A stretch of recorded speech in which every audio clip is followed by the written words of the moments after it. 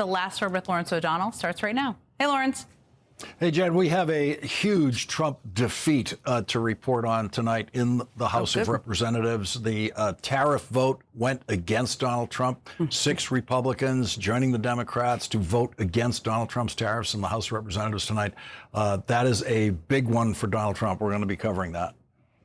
Good. Looking forward to it. That's a very, very big one. It is. It's a big reversal, and there are going to be more votes like this, and it's starting to feel like the Epstein file votes where there's 6 Republicans now, but that number is only going to increase as this continues, if it continues. And the Supreme Court might just rule them all unconstitutional, and that's the end of that. But we'll see when that day comes. We will see, and they're all deciding what's good for them politically. The winds may be changing on that. They seem to be. They're beginning to figure it out. Some of them, anyway. We're going to get right to it. Great. Thanks, Jen. Have a great show. Thank you. We have another Trump retreat, and I mean a complete retreat by Donald Trump. Tonight, there is not a single member of the National Guard illegally deployed by Donald Trump on the streets of America. Not one. Under the headline, National Guard troops were quietly withdrawn from some U.S. cities, the Washington Post reports the Trump administration has withdrawn all federalized National Guard troops from U.S. cities after its repeated attempts to surge forces into Democratic-run states encountered judicial roadblocks. They're all gone. The Trump retreat of National Guard troops is complete. The Constitution won and Donald Trump lost. And now Donald Trump is losing to Joe Biden in 3 polls that say Joe Biden did a better job as president than Donald Trump. And one of those polls includes the Rasmussen poll, which is always considered to be tilted in favor of Republicans. Rasmussen is Donald Trump's favorite poll. And now the Rasmussen pollster says, quote, if an election were held today between Trump and Biden, Biden would win. The First Amendment of the Constitution won when the vice president of the United Auto Workers reported in a speech in Washington this week that the auto worker at the Ford plant who called Donald Trump a pedophile protector is happily back at his job and hasn't been disciplined in any way.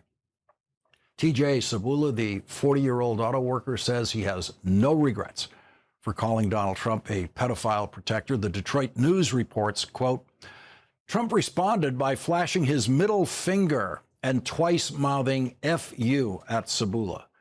The president also mouthed the popular catchphrase from his days on reality television, you're fired. The United Auto Workers vice president, Laura Dickerson, said in her speech on Monday, quote, in that moment, we saw what the president really thinks about working people. As UAW members, we speak truth to power. We don't just protect rights, we exercise them.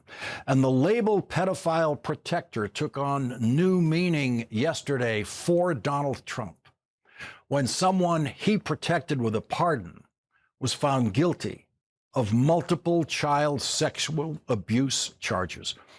Andrew Paul Johnson is seen here on January 6th when he participated in the attack on the Capitol to try to overturn the presidential election for Donald Trump. He pleaded guilty to federal charges for his participation in the attack on the Capitol.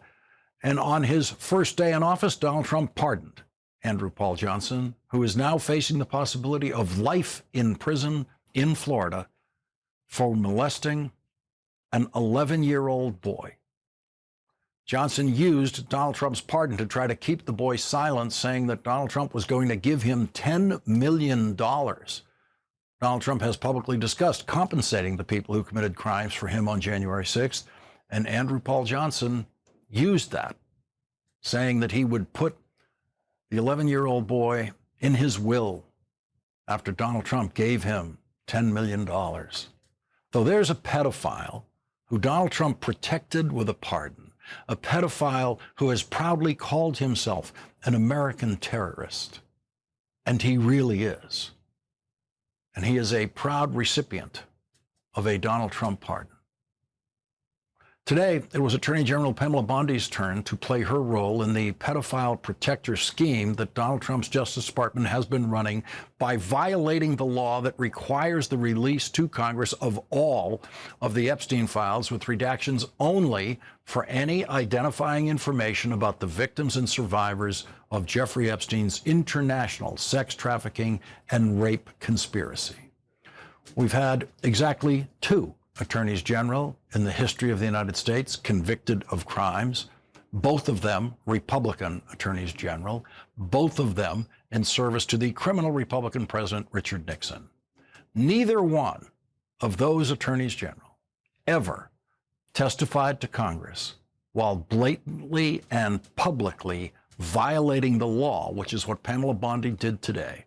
The law required the Attorney General to hand over all of the Epstein files 54 days ago, and she still has not done that. And so she is breaking the law every day and was breaking the law every minute in that hearing room today. We've never seen an Attorney General willing to do that publicly. And because her position is completely indefensible, she had her staff provide her with a 3-ring binder with idiotic attacks that she could try to launch on every Democratic member of the House Judiciary Committee today, instead of answering any of their questions. We've never seen this before. The Trump cabinet began doing this just this year. This is not what Donald Trump's cabinet did in congressional testimony during the first Trump presidency. This is brand new.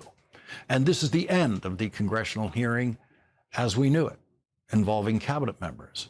What we saw today was not a hearing. It was not anything that the most honorable members of Congress in our history would recognize. It was Pamela Bondi, with the help of the worst writers in Washington, trying to turn a hearing into a roast. She did the lamest possible impression of Comedy Central roast master in chief Jeff Ross, with the stupidest material ever provided to an Attorney General of the United States to speak in public. And she was stupid enough to do it. She was literally laughed at when refusing to answer a question about the Epstein files. She tried to change the subject to the stock market, and she said the Dow is over $5,000. Those were her words. She apparently doesn't know what stock market numbers mean.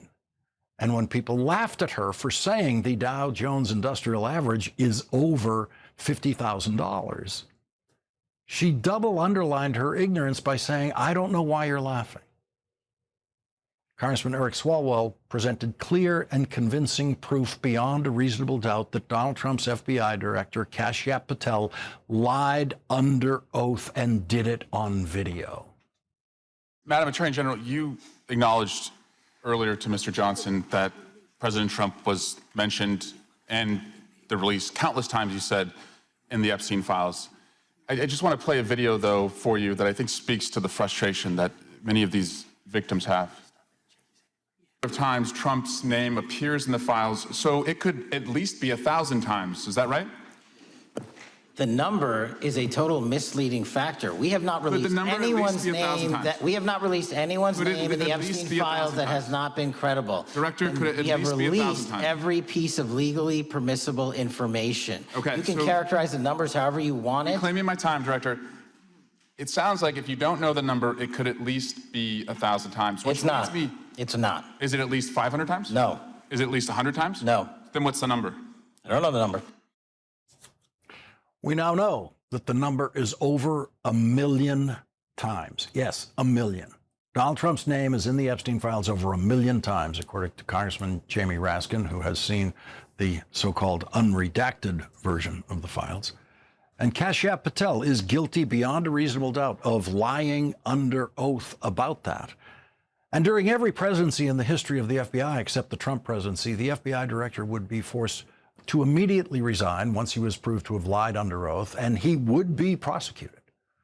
The Trump administration is now a governmental crime spree from top to bottom, with the masked agents Donald Trump has sent to Minneapolis literally murdering people, which we have all seen on video. And the Attorney General feigned outrage today when she was accused by Congressman Ted Lieu of lying under oath.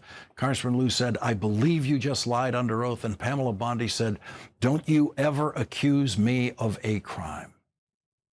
Everyone in America has a First Amendment right to accuse Pamela Bondi of crimes. Everyone in America has a First Amendment right in their factories or anywhere else to call Pamela Bondi a pedophile protector. Everyone in America has every right to believe Pamela Bondi is doing everything she can to protect any and all possible pedophiles whose names appear in the Epstein files. Pamela Bondi refused to answer questions about why the names of men listed as co-conspirators of Jeffrey Epstein's in the Epstein files were redacted. Republican Thomas Massie asked her how that happened, and she simply refused to answer. She insulted the survivors of Jeffrey Epstein who were in the hearing room today by refusing to even look at them when repeatedly asked to do so by Democratic members of the committee. Congresswoman Pramila Jayapal asked Pamela Bondi, the human being, to apologize to the survivors for having failed to redact their personal information, including their names, while she made sure that the co-conspirators' names were redacted. And that is when we saw that a human being didn't show up to testify to that hearing today, just a Trumpian robot whose handling of the Epstein files has earned her the suspicion of being a pedophile protector, and her refusal to acknowledge the survivors in the room today in any way established her Trumpian level of heartless, soulless depravity. 9-year-old victims, wow. Yes, 9 years old. 9-year-old victims, wow, were the words of a Wyoming grandmother reacting to what she just learned about the Epstein files. That Wyoming grandmother is a Republican and a recipient of the Lifetime Achievement Award from the Washington Coal Club. She is also the junior senator from Wyoming. The Hill reports that Wyoming Senator Cynthia Lummis now says, "I see what the big deal is about, the Epstein files. 9-year-old victims, wow. Well, initially my reaction to all this was, I don't care. I don't know what the big deal is, but now I see what the big deal is, and it was worth investigating, and the members of Congress that have been pushing this were not wrong." Here's Congressman Jamie Raskin after his first look at what were supposed to be the unredacted Epstein files this week. When you read through these files and you read about 15-year-old girls, 14-year-old girls, 10-year-old girls. I saw a mention of a 9-year-old girl today.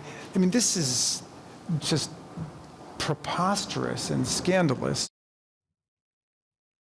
A 9-year-old girl. 14 wasn't good enough for Senator Cynthia Lummis. She knew that Jeffrey Epstein sought out and raped 14-year-olds, but she didn't see what the big deal was about that.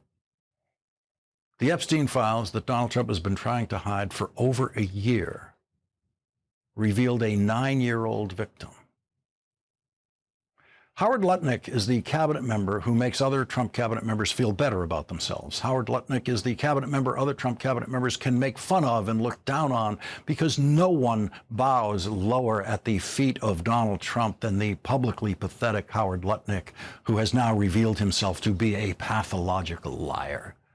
Howard Lutnick's pathology as a public liar fills him with the same kind of energy and joy about lying that you see in Donald Trump, and the same stupidity.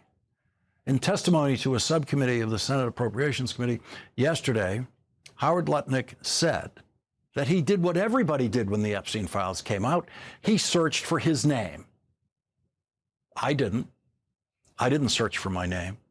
Everybody didn't search for their names, but Howard Lutnick does think everybody searched for their names.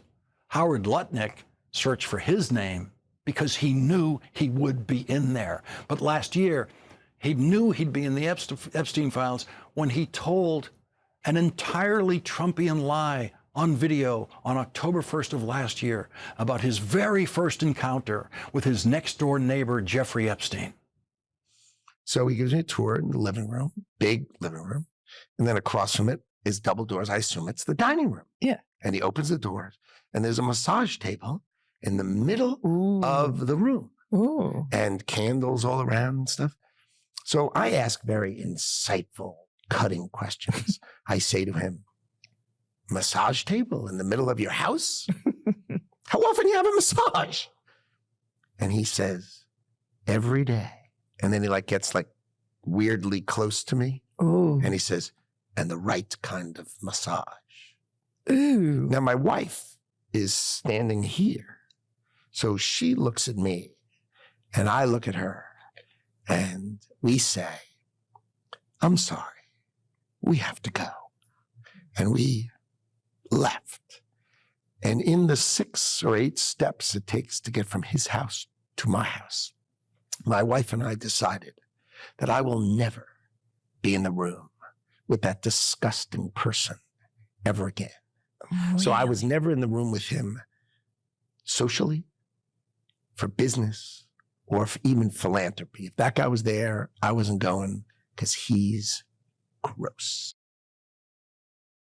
Laughing his way through that story about his first and only encounter with Jeffrey Epstein, which was, of course, a lie.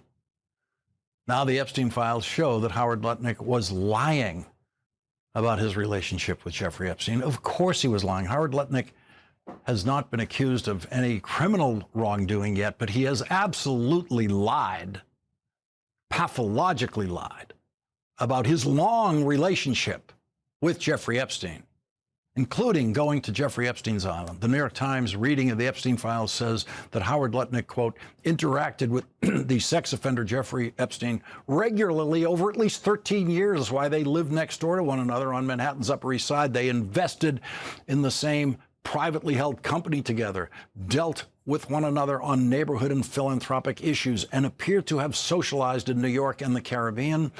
The records show Mr. Epstein at one point sought to meet with Mr. Lutnick's nanny. Mr. Lutnick's name appeared in more than 250 documents in the Epstein files released by the Justice Department, a review by the New York Times found.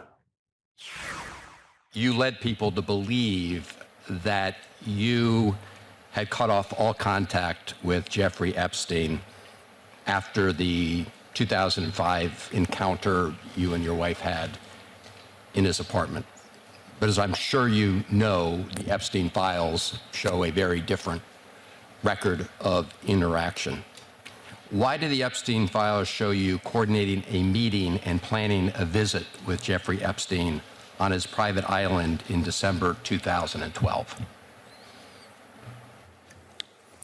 Thank you for the question. I'm glad to be here to make it clear that I met Jeffrey Epstein when I moved to a house next door to him in New York, right? And I met him then.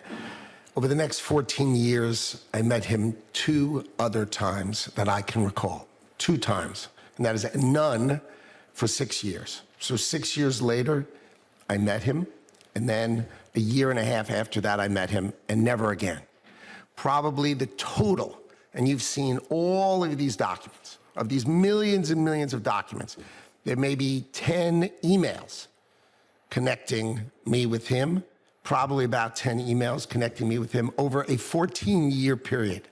I did not have any relationship with him. I barely had anything to do with that person. Okay? Okay. But the question was, why did you plan to visit with Jeffrey Epstein on his private island in December 2012? And Howard Lutnick did not answer that question. The thing about pathological liars is that when they get caught in their lie, they don't then immediately switch to the truth. Did you, in fact, make the visit to Jeffrey Epstein's private island? I did have lunch with him as I was on a boat going across on a family vacation. My wife was with me, as were my 4 children and nannies. I had another couple they were there as well with their children, and we had lunch on the island. That is true, for an hour, and we left with all of my children with my nannies and my wife all together. We were on family vacation. We were not apart. To suggest there was anything untoward about that in 2012, I don't recall why we did it, but Mr. Secretary. I don't recall why we did it.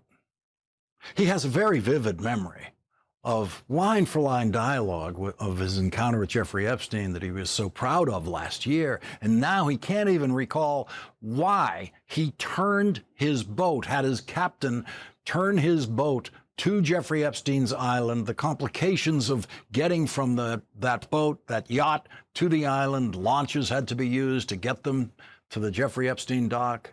Can't remember any reason why he did all of that. Why did he bring his children to lunch with the man on his rape island, the man who Howard Lutnick said he found so gross? When you visited the private island, did you see anything inappropriate during that visit? The only thing I saw with my wife and my children and the other couple and their children was staff who worked for Mr. Epstein on that island. And you realize that, this visit took place after he'd been convicted, right? I mean, you made a very big point of saying that you sensed that this was a bad person in 2005.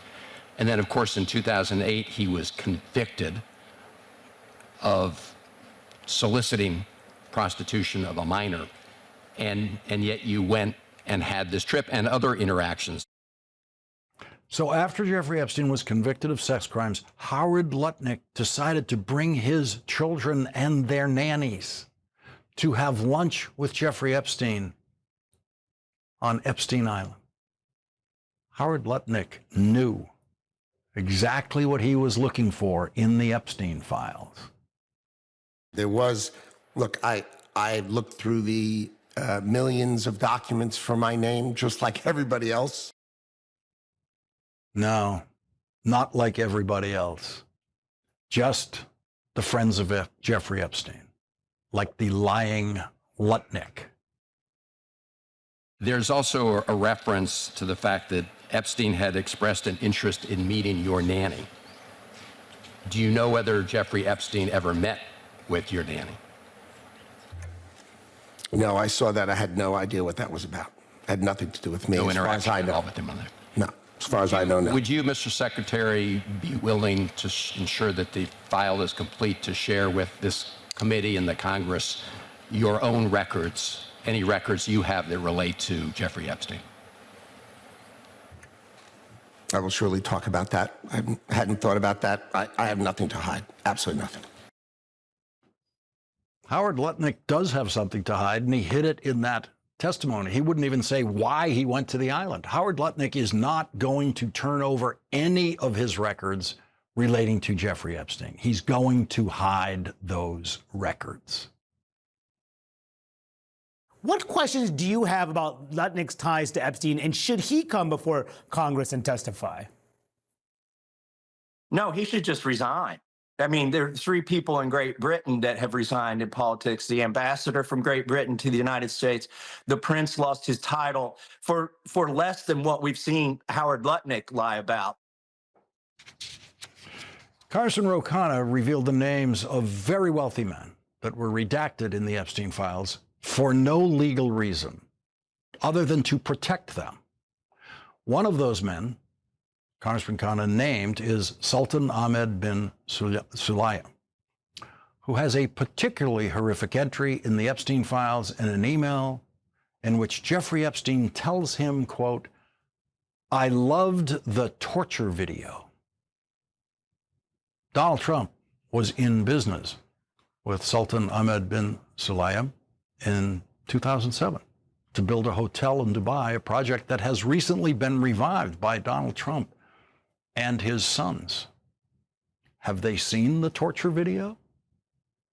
An association with such a person would be impossible for anyone in the American government until Donald Trump came along and created what the Dean of American Conservative Columnists, George Will, has called, quote, a sickening moral slum of an administration.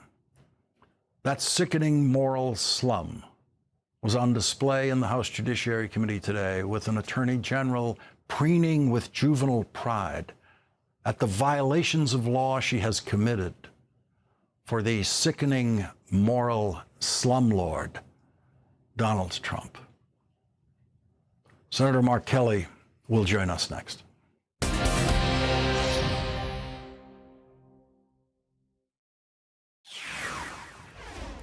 Yesterday, a federal grand jury in Washington, D.C. refused a request by Donald Trump's Justice Department to indict 6 members of Congress for saying publicly exactly what everyone in the American military is taught, that no one in the military should follow illegal orders. Yesterday, we saw the great lengths that Donald Trump and his administration will go to abuse power in order to silence and intimidate anyone who disagrees with them. We learned through the media that federal prosecutors tried and failed to get an indictment of us from a grand jury. This is outrageous. They tried to have us charged and thrown into jail because we said something that they didn't like, because we repeated what the law actually is. This happened here. This is straight from the authoritarian playbook, from the very beginning of our nation. It has depended on the willingness of patriotic Americans to fight for it. Senator Slotkin and I, we did not ask for this.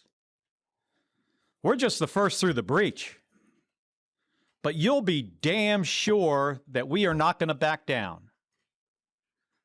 We've been in war zones for this country. We fought our country's enemies. This doesn't intimidate us. And we know that this is much bigger than the two of us. The most patriotic thing that any American can do right now is to continue exercising our rights, continue speaking truth to power, and not backing down. Joining us now is former astronaut, former Navy pilot, Senator Mark Kelly of Arizona. He's a member of the Senate Armed Services Committee and the Senate Intelligence Committee. Senator, where were you when you got the news, or you read this news that they tried to do this yesterday? What did you feel when you read that? Well, Lawrence, we had a little bit of a heads up. We, heard something was going to happen, that they might try to impanel a grand jury and try to indict us and send us to jail or prison. That's President and Pam Bondi and Jeanine Pirro's goal here. I was just pulling up in front of my place last night, and I was on the phone with my chief of staff when she got the word from our attorney that they tried to do this, but a handful, a couple dozen of U.S. citizens seem to understand the Constitution much better than anybody in this administration does, and refuse to indict us. Yeah, that's what was standing between Pamela Bondi and your indictment, is just citizens reporting for jury duty. Yeah, this time we'll see if they keep pressing here. They've got a reputation. This president doesn't like to lose, though he seems to have made a habit of it lately, especially as he uses his justice system as a weapon against people that he disagrees with. Hey, Alyssa Slotkin and I and the 4 House members, we said something the president didn't like. He started out with hanging us. He wanted us hanged. Then he said executed. Now we're in the prosecutorial phase of this. I also have a case with the Navy. They're trying to demote me and take away some of my pension after 25 years. But like we said in that press conference today, this isn't about just the two of us. This is about 350 million Americans who this president will go after and try to silence if he doesn't like what comes out of their mouths. And this is wrong and it's un-American. So, for that reason, we're in it to the end. Every news network has shown the video where you all say this, where you all tell us all and members of the military that they should not follow illegal orders. Many of us with programs like this have repeated multiple times what you actually said. And so in the theory of what they were doing yesterday, you could prosecute every one of these networks and every one of us who's presented this news. Yeah, I suppose, or all of my colleagues who have repeated it over and over again, or maybe even Pete Hegseth, the Secretary of Defense, who in 2016, when Donald Trump was running for office, and apparently 2016 Pete Hegseth didn't like some of the stuff that Donald Trump was saying, like killing the family members of terrorists, meaning women and children. That Pete Hegseth said exactly what we said. In the video, that members of the military are not going to follow and should not follow unlawful or illegal orders. So that guy seemed to get it. And obviously people understand that members of the military are trained on this. This just means follow the law. But Donald Trump and people around him don't like when somebody presents something that that he doesn't agree with. He thinks he should be allowed to do and give whatever order he wants because he's a wannabe dictator. Senator, it seems that you have left a marker here for historians of just how far Donald Trump is willing to go in abusing the Constitution against anyone. Senator Mark Kelly, thank you very much for joining us tonight. Thank you for having me on, Lawrence. Thank you. Andrew Weissmann will join us next.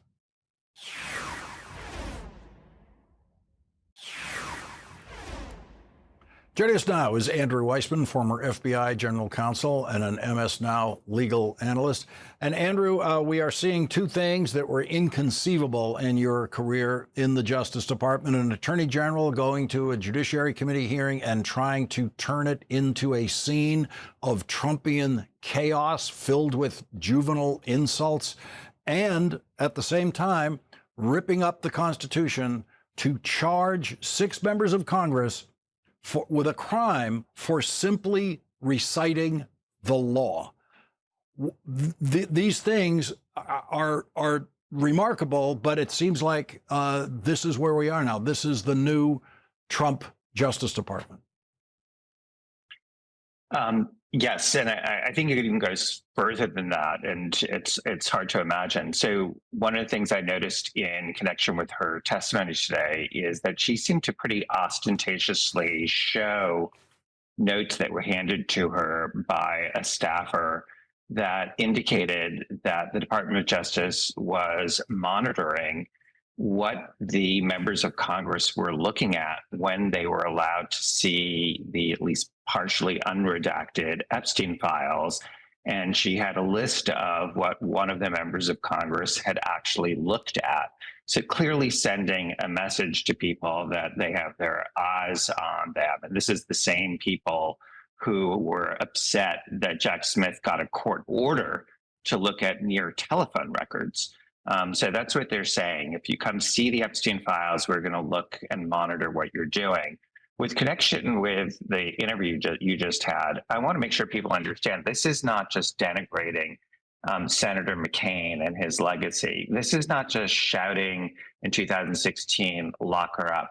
This is actually pure authoritarianism. This is trying to go after, for a non-crime, your political adversaries. Not only did they not commit a crime, their activities are protected by the First Amendment of the Constitution.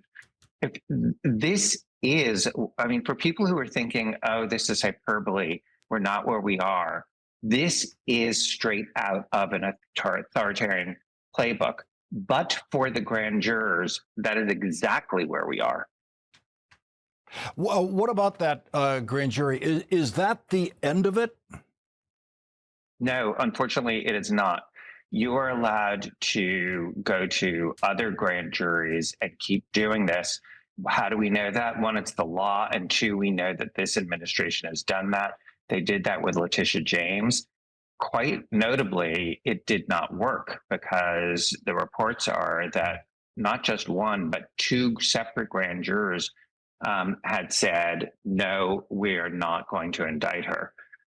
So that is what it's come to. That tells you the kind of lackeys that we have in the Justice Department who are willing to violate their oaths of office. And here, just remember, it is people where there's not only no crime, it is First Amendment protected activity by people who served this country and put their lives on the line for us, who are now they try to indict these political adversaries for simply speaking the truth as is their constitutional right. And when the Democrats control the House of Representatives a year from now, they will have the power to subpoena testimony about this from inside the Justice Department. The next Democratic Attorney General, possibly 3 years from now, will be able to go in and study everything that they have done in trying to bring this prosecution. And Jason Crow, one of the congressmen they were trying to indict, has lawyers telling the Justice Department, we will come after you for what you've done. Yes, that is something that could happen in terms of if the midterms result in one or both of the houses switching, there will be those efforts. I would remind people that during the first Trump administration, there was enormous contempt for the powers of Congress and simply not responding to those subpoenas. And so I expect that will go on. Again, just to be clear, that itself is a separate crime. So if the presidency changes, there can be obviously a lot more that's done in that regard. But I think it's going to take that. And then we also have to worry about whether they will destroy documents or use signal or other means to make it very, very hard to follow the evidence here. But certainly, I think one of the lessons I have learned is you can't just say, oh, let's let bygones be bygones and look forward. If there are serious crimes, you have to take actions to have a deterrent effect going forward. Andrew Weissmann, thank you very much for joining us tonight. You're welcome. And coming up, breaking news of the night, the House of Representatives voted against Donald Trump's tariffs tonight, with Republicans joining Democrats in a crushing vote for Donald Trump. That's next.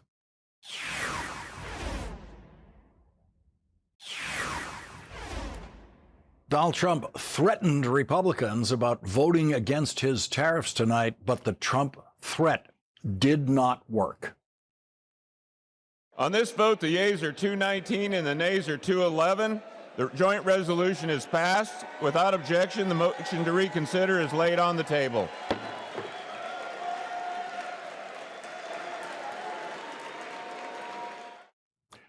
It was a revolution in the House, with 6 Republicans defying Donald Trump after Donald Trump threatened them with these words: any Republican in the House or the Senate that votes against tariffs will seriously suffer the consequences come election time, and that includes primaries. Before Donald Trump became president, Republicans were the anti-tariff party. Republicans were the free trade party.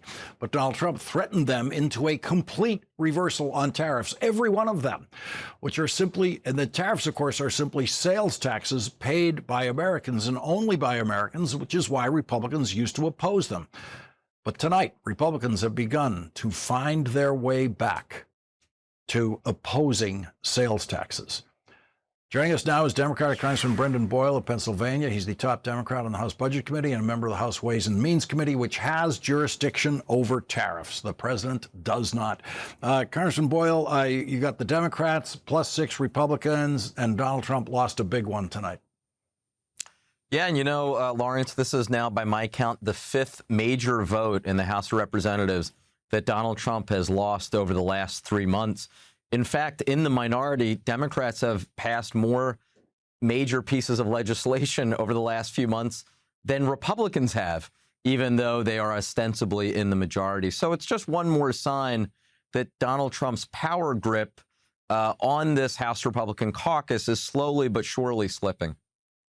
What does it mean that a majority of the House now has come out against the Trump tariffs? It seems as though there's a majority, including Republicans, who understand these really are sales taxes on Americans.